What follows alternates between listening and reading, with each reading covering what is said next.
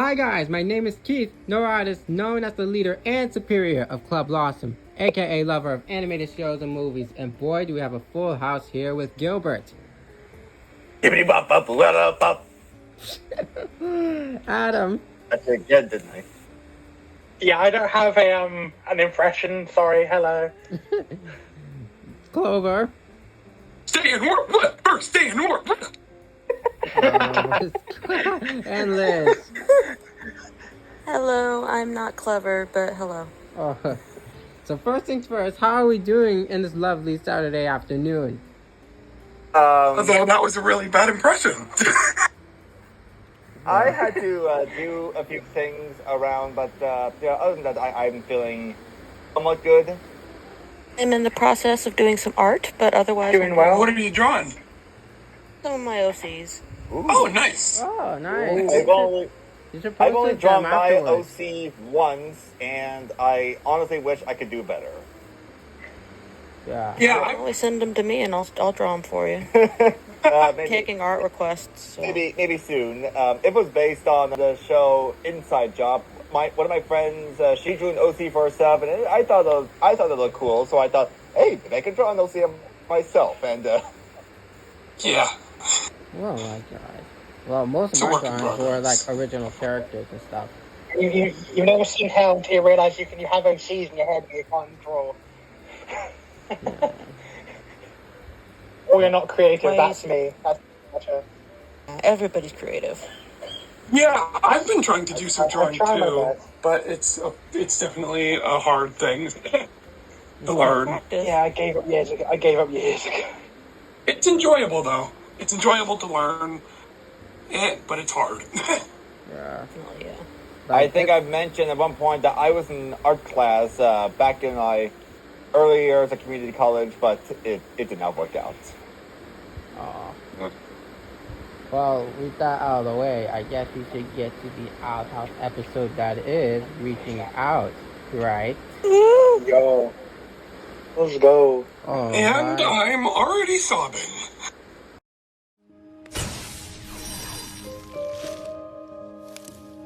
Now what?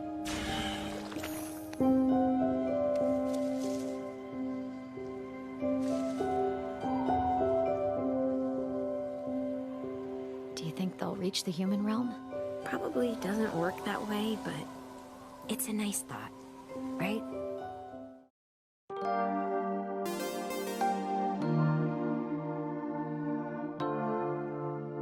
The plot is Emily wants to prove herself to her father, and Luz thinks she's found the perfect way to do it. Underground witch duels. So first things first, how do you guys love the episode? Because I know how much I love the episode. Oh my god, I loved it so much. It certainly answered a couple of questions I had in the past, and revelations that I guess in hindsight I should have seen coming. Yeah, I think a big thing that was really impressive was how many different stories and how many different angles they managed to tell in just 20 minutes. They were able to go really in depth with how Luz was dealing with her sadness being gone from her mom during, the anniversary of her dad's death. Amity was dealing with facing pressure and orders from her dad. Ed was finally being taken seriously and just wanted to help. And I don't know, I guess the variety of stories and themes in this was probably one of my favorite episodes of this second half of the season. Yeah, I just truly love the Luigi part. Like Luz and Emily really have that much of a healthy relationship. Like, I literally told you following at the Coven Day Parade that they've had such a healthy relationship of communication. And it Reaching sounds out like it's knocked it getting right better. out of the park. It really did. Yeah, I will say, when Amity said, I don't want to be with either of you, my heart drank for a Right? second. Oh my god, I freaked out. I got a I friend know. who I genuinely- actually thought it was a moment that could break up, and I'm Me like, too. I was I fearing was that my so prediction it was scared. would come like, true. it's like Like, I doubted that it was going to happen, but it really tugged at the heartstring. Like, I was so scared there, and I'm so happy that Amity was willing to listen to Luz, and, Luz's story with, talking about how she lost her dad in every year that it's been their anniversary of, saying goodbye is just something that's really powerful, especially for a Disney cartoon. I mean, in any show or anything, it'd be powerful, but with what we've seen in the Owl House so far, it just compounds that, and it hit, I'm sure, me and a lot of other people really personally. And I'm not entirely sure how. I can't remember what I said in regards to Luz's dad, but I think I was thinking, where is he at? Like, is he dead? Did he go for milk and never came back? One of you guys said that. I'm sure one of you did. And this happened. I was like, oh, hell, I feel kind of sure how to take this. and from the moment when I just saw the words written by Dana Terrace, I knew something was going to happen. Mm-hmm. I knew something is Me going too. to break Always my a heart to sign. pieces. Because every time Dana writes an episode, I knew something bad's happening. Plot summary. I wish I could have done this sooner. Luz had a reminder on her phone saying like an important event with her mother, and she keeps ignoring it, and always hides it in front of Ida, King, Amity. Like, she doesn't want anybody else to worry about it. While Amity wants to fight in the witch duels, which her own father, Alidor, has won numerous times. There's an actual photo of him winning, and there you can see a future rival, a couple of lovers whose relationship might end in sadness, and a future arms dealer. Take your, you could probably figure it out for yourself who I'm referring to. Duh. And past that, Luz needs a good distraction, so she decides to help Amity in the witch duels. And which they're very, very good at it.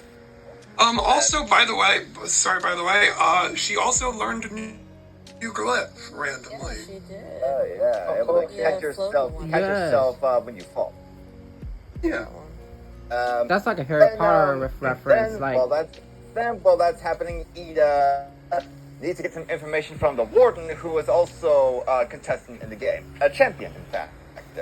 Needs information from the warden about what the Day of Unity and what happened to Rain.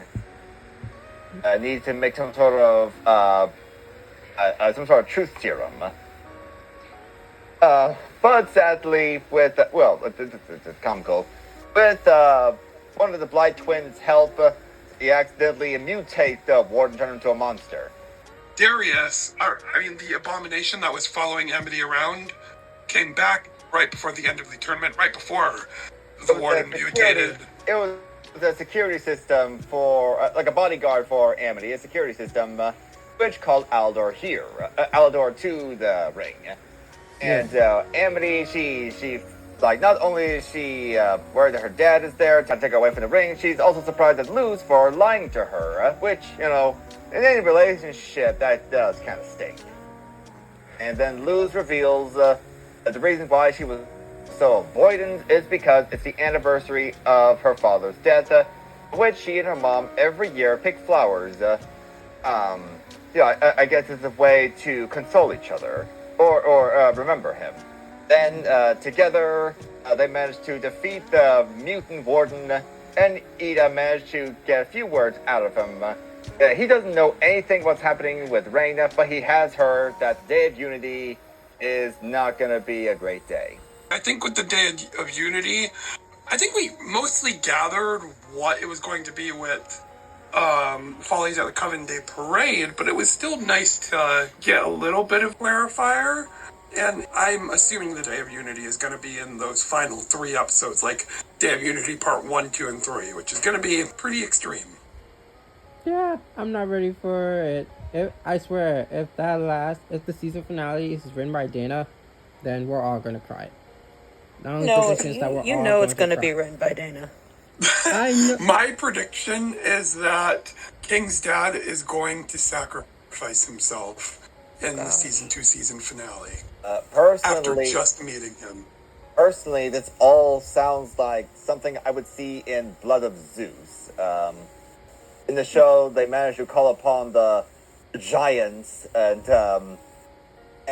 consuming their flesh kind of mutates them, turn to monsters, kind of like one with the giants. I'm not sure if that's going to happen in the Owl House, but that's the vibe I'm getting. And it's very creepy and horrifying. Another thing that I don't think we touched on yet was Ed's growing, which was Ed's relationship with Ida, and I guess Ed growing into a little bit of his own character himself instead of just like... Oh, right. Not just a comic relief. But I forgot to mention, we also got a new look of Ed and Imera. Yeah, Ed and her M. name. Ed and M. And turns out they're not what they appear to be. Turns out they were part of a glamour stones given to them most likely by their mother. And Oh my God! god! Looking at What? And you know what? I should have seen that coming because Amity Amity's probably not like what Odalia wanted, so she made her dye her hair green, as Amity admitted. So the fact that Ed and M were forced to change, in hindsight, I should have saw this coming. Yeah, I also think that if Dana was writing this, she may have been inspired by that Morning Mark comic that was released. I think it was released over the summer. Like, she might have been inspired by that. And Morning Mark also said that Luz's dad was alive and fishing with V. So I'm not sure. I'm not sure if inspiration is the right word, but it's very funny of how they. Well, obviously, it's better to be your true self than what others are forcing you to be. But just like out of nowhere, I'm like, oh, you telling me this? They looked like this whole time.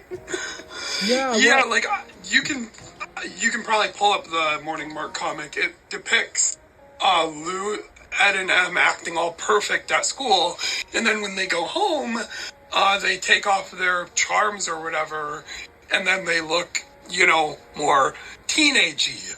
Exactly like this episode.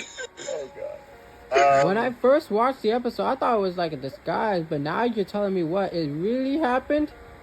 What, like, that Nope, makes me that's hate what they Odalia really even looked more. like. A kid with a peach fuzz and a girl with zits. Like most teenagers would look like. My Also, Ed looks like he could go to Comic-Con. Does. yes. I would not. I wonder if he cosplays. I wonder if he'll dress up as anybody. Maybe I don't know. Maybe he can help Amity dress up for their Azura books. Ooh, That'd be cool. that'd be amazing. Yeah, that'd be. Yeah. And I will say, other than the Ed and M look, I do have a couple favorite moments from that episode. What is it? Well, as for one, it's just the fact that seeing those 3 people in Alador's picture, that was very funny. Like you get to see everybody and their future. It's just so And bizarre. I just love the fact that Rain and Ida on the background. It's kind of obvious that they're teasing the next week's episode. That is Them's the Breaks kid. Mm-hmm. Another thing is we've been getting to see, we got to see a lot of side characters. Like we got to see Camilla and finally V again, Yay. which I am very happy for because I love V. Obviously, we got to see the Warden, which we haven't seen since, I believe, the season finale of season 1. And I'm sure there's a couple more that I'm forgetting, but it's pretty nice to be able to get to know these little side characters a little more, or at least get to see them in the show again. I gotta be honest, looking at that old lady that Luz had to fight, it actually loosely reminds me of Norse myth. There was a time when Thor actually had to fight an old woman. Oh my god. The gag where she was leading the old woman off the cliff was actually so funny. Yeah. Well, that I don't know what was funny here, but in the Norse story, the old lady won. But in either way, that's pretty funny. Either the old lady beats you, or you lead the old woman out of the ring through the fog.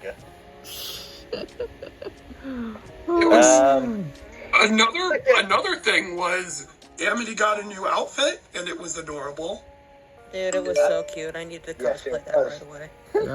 Yeah, it was literally like it was such a great episode that touched on so many emotional beats. Another thing that I thought was really powerful during Amity and Alador's relationship was when they were finally making up.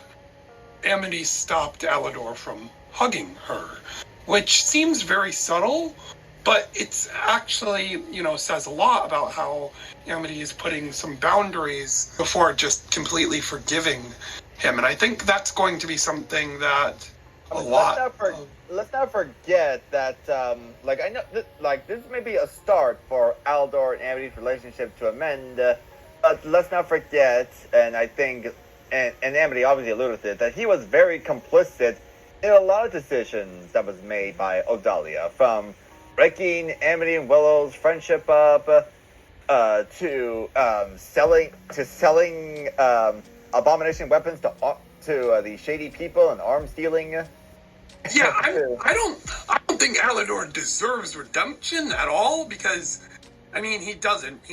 I think his relationship with Amity, he has to do a lot to make that up, and he has to really earn it if he wants that. And I don't think we're gonna have time for that in the rest of the show. Well, you never know. You never know. But I think it's more so that Amity deserves to have a parental figure that isn't actively abusive. Exactly. Second favorite, the fact that she is DMing that loses DMing Hunter on Pentagram. That's the most hilarious moment I ever. Yeah, I got the text right here. I guarantee that picture was supposed to be sent to Willow. I just love. I'm gonna read some of the stuff that she said right now. Are you good now? This fellow's evil. You can tell me. Also, hi. It's Luz. Ghost, lightning bolt, flower, piranha plant, and rainbow. Wow, those emojis supposed to. And then Hunter says, "Stop texting me." Actually, he said, "Leave me alone." There's a picture of Flapjack, and he said, "Sorry, wrong person." What's so funny is instead of just blocking her, Hunter just is leaving her unblocked. He doesn't even know how to do that, probably. He's like an old man.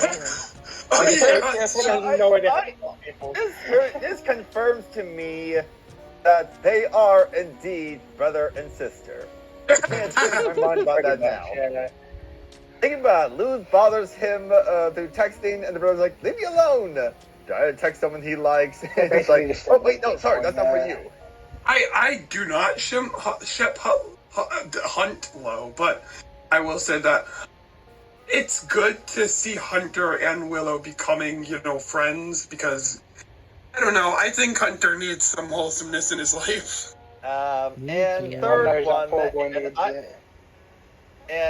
third favorite, I didn't see this coming. When Ed was helping Ida, like he was feeling very needed for once. Not just as the comic relief or someone that his sister wants to get away from. I hope people to see it. It was great to see some Ed, storyline, but it's interesting how we're getting some more Ed backstory, but not as much M backstory. Yeah. Well, for what I can tell, she looks more like a healer, so that's a start. That could come in handy for the finale. Oh, it Yes. could actually. Good. Oh, any of your favorite parts? Mine is the Luz and Amity scene. That one scene, what makes it so powerful is that they were literally at the same spot. The tree from the Enchanting Ground fight, they were talking at that spot. I noticed that. Yes. Yeah, the moment I saw that really the tree, was a lot, and also Definitely my favorite too. I just loved it. that was one of my favorite scenes in the entire season, and also it made it even more powerful because, they didn't have any music playing or anything. They just wanted stone silent. They just wanted this moment of Luz talking about her true feelings with Amity and talking about her dad a little bit. I think all that was just so unbelievably powerful. It will go down as one of my favorite scenes in animation. I know. I'm typically not one to. Well, actually, that's a lie. I cry at a lot of things, but I sobbed. I was full on sobbing. I was like, "Oh my god!" I was sobbing too. Who would have thought that Dana would actually write another magnificent episode like Reaching Out? So props to her. 100%. Yeah. Which is why I'm rating this episode completely 100. Agreed. 10 out of 10, yeah, it's great. It's the 9 or a 10 for me. Definitely 10. Definitely 10. I think it's a 10. To be honest, it's probably my favorite season 2B so far. Just putting it out there. It's one of my favorites. I think I might it's either first or second for me. Any Sport in a Storm was also great. It's probably that's like a close second. I think just the fact that they've had such a strong season 2B makes me really excited for what's to come. But we're all forgetting one thing. The decoded message. Actually, I was going to say for the first time, we actually got to see Bully lose. That's let's call that look from now on. Every time I see that look, I'm gonna call her Bully lose. She don't look like Beta lose. Oh, God. Oh yeah, but the decoded message. I was able to find the decoded message, and it was located on that abomination flag on Alador's on Alador's I think it was his lab or yeah. It's like a lab, yeah. Yeah. The decoded word we saw translate to rush. So once we add rush into the message, we now get seething seas and puppet strings. He no longer dreams of kings as above rush. Rush. Yeah. Not in that word. Of all words, wasn't expecting that. Yeah. Hopefully it'll make things.